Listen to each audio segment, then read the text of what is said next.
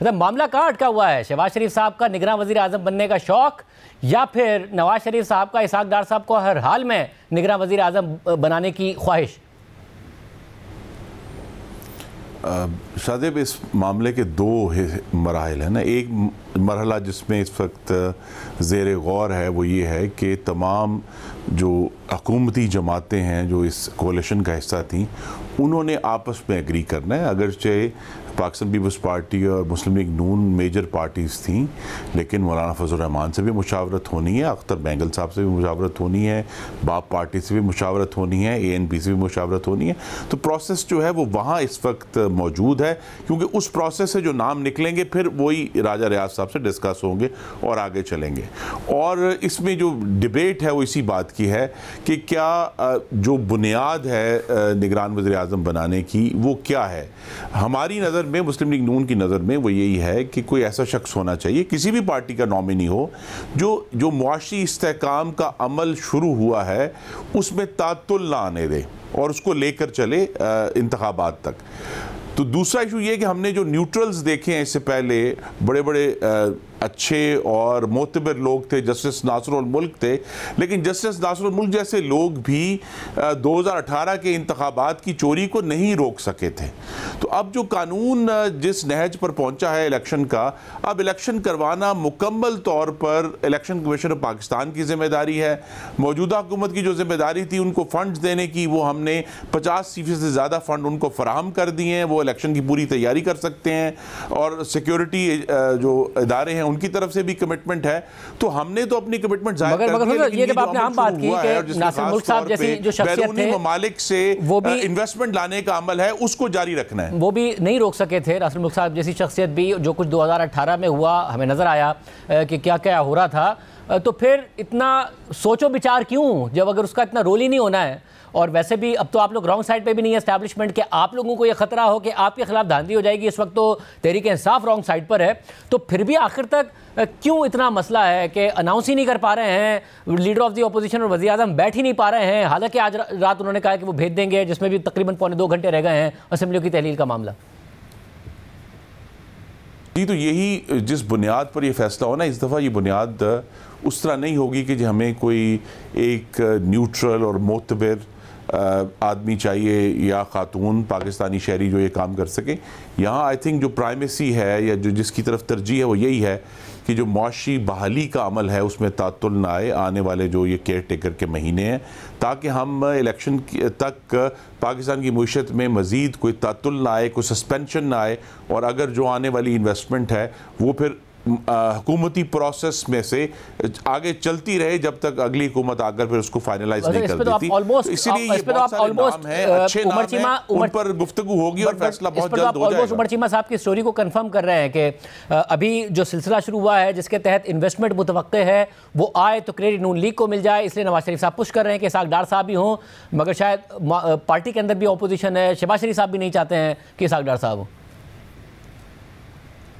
नहीं, देखिए, ये तो सब कियास आराइयाँ हैं। ये 15 महीने की जो वसीउल बुनियाद हुकूमत थी, सबको इसकी जिम्मेदारी उठानी है। पाकिस्तान पीपल्स पार्टी को भी उठानी है, JUF को उठानी है।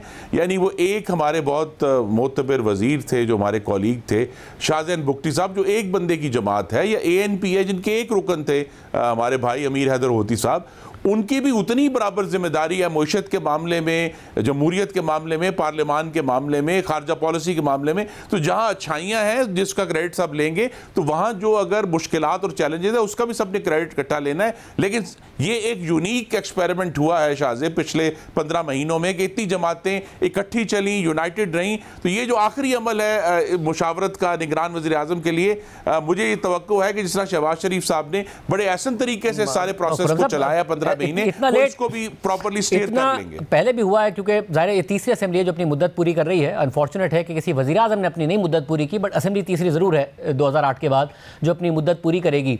2013 में पूरी हो रही थी तो इतना ना सीक्रेट था, ना इतना तवालत का शिकार था, ना 2018 में था। ये अचानक क्या है कि हमें नज़र आया कि अगर वज़ीर आज़म ने लोगों को एतमाद में लेना था पहले ले लेते। नवाज शरीफ साहब तो भाई हैं, बार बार वुज़रा में बड़ा तजाद पाया जाता है। कोई कहता है नहीं जी ये तो सेल थ्रू ही नहीं करेगा, ख्वाजा साहब कहते हैं जब इसहाक डार साहब का नाम होता है, राना सनाउल्लाह साहब कहते हैं नहीं जी वो अभी तक इसहाक डार साहब का जो नाम है वो ऑन कार्ड्स है। तो ये क्या हुआ है अचानक ऐसा? ये अदम एतमाद विद इस्टेब्लिशमेंट है, अपने अंदर अदम एतमाद है, इत्यादियों के साथ अदम एतमाद है, क्या है? नहीं शाहज़ाब, ये तजर्बा इमरानी के खंडरात हैं जिनको हमें एक एक ईंट करके दोबारा से तामीर करना पड़ा है। हमें पाकिस्तान के मालियात के खंडरात मिले, हमें पाकिस्तान के खारजा पॉलिसी के खंडरात मिले, हमें पाकिस्तान की जमहूरियत के खंडरात मिले, हमें पाकिस्तान की वफाकियत के खंडरात मिले।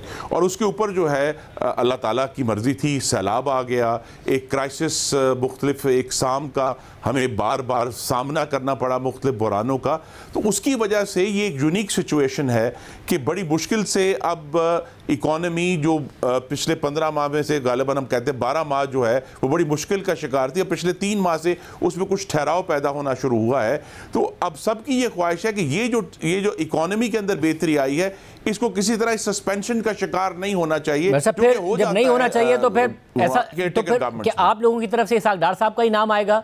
मगर अगर उनका नाम नहीं आगे बढ़ना है तो क्या डॉक्टर हफीज़ शेख का नाम राजा रियाज साहब की तरफ से आएगा और फिर वज़ीर आज़म उस बात को मान लेंगे ताकि आप लोगों पर यह बात ना आए कि डॉक्टर हफीज़ शेख साहब तो ज़ाहिर है इस्टेब्लिशमेंट की तरफ से उनका नाम ख्याल किया जा रहा है, उनका नाम तस्वुर किया जा रहा है, उनके खिलाफ आप लोग भरपूर कैंपेन चलाते रहे हैं। इसहाक डार साहब ने तो भी पिछले दिनों कह दिया कि जिन्होंने मईशत को यहाँ तक पहुँचाया है उन्हीं के नाम गर्दिश कर रहे हैं कि उन्हें निगरान वज़ीर आज़म बना दिया जाए।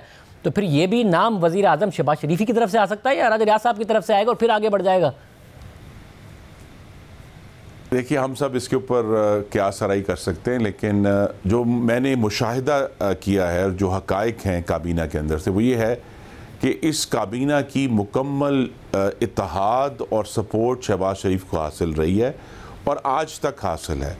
तो मुझे तो ये तवक्को है कि ये मामला भी बड़ी खुश असलूबी से वज़ीर आज़म आपको पता है आखिरी वक्त तक उन्होंने अपनी ज़िम्मेदारियाँ वो अदा कर रहे हैं। तो जब आज शब उनको कुछ फरागत होगी और वो पूरी तरह इस पर फोकस करेंगे तो फिर मेरा ज़्यादा देर नहीं लगेगी एक अच्छे और बेहतर नाम तक पहुंचने के लिए। अच्छा, और जो ज़ाहिर आप क्योंकि कॉन्स्टिट्यूंसी पॉलिटिक्स करते हैं, इलेक्शन लड़ते हैं, गुजरावाला से नून लीग जीतती है, मगर एक जो भी कॉन्स्टिट्यूंसी पॉलिटिक्स करता है उसके लिए एक 5-6 महीने की कैंपेन चलाना ज़ाहिर है एक दर्द सर से कम नहीं है, एक मुश्किल काम से कम नहीं है कि कैंपेन बजाय 2-3 माह के 5-6 माह होगी। मगर क्या इसकी वजह यही है कि आप लोगों को नज़र आ रहा है कि इमरान खान साहब गिरफ्तार तो हो गए हैं मगर अभी भी पीटीआई बहुत पॉपुलर है, आप लोगों के लिए इलेक्शन लड़ना मुश्किल होगा, इसलिए टाइम मिले कि नवाज शरीफ साहब वापस आएँ, कैंपेन करें, अपने मुकदमात से निपटें। आप लोगों को टाइम चाहिए, इस्टेब्लिशमेंट की ख्वाहिश से ज़्यादा आप लोगों की ख्वाहिश है कि आप लोगों को वक्त मिले इस सारे के सारे प्रोसेस में इलेक्शन के लिए तैयार होने का। हम अल्हम्दुलिल्लाह नवाज शरीफ की क़यादत में अगले 90 दिन में भी पूरी तरह तैयार हैं अवाम के पास जाने के लिए। ऐसा कोई इशू नहीं है कि हम वक्त पर इंतखाबात ना हो। और मैं अभी भी तमाम तर अगरचे मीडिया इस पर मुत्तफ़िक है लेकिन मैं इस खुशगुमानी का शिकार हूँ और इसके लिए हम कोशिश करेंगे पूरी कि इंतखाबात अगले 90 दिन में आइन के मुताबिक हों। इलेक्शन कमीशन ने बहुत सारा काम जो नई हल्का बंदियों का था इस साल के आगाज़ में कर लिया था, उसका एक ड्राफ्ट बन चुका है।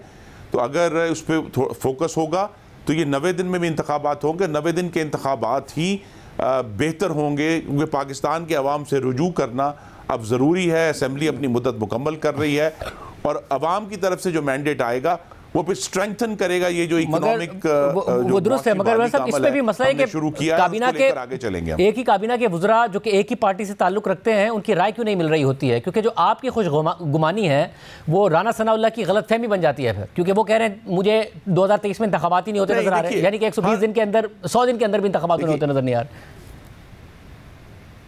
शाहज़ेब, इसका मतलब ये है कि इस पर कोई बाकायदा फैसला नहीं हुआ। ये 5-6 महीने की बात पर भी कोई बाकायदा फैसला या सोच नहीं है।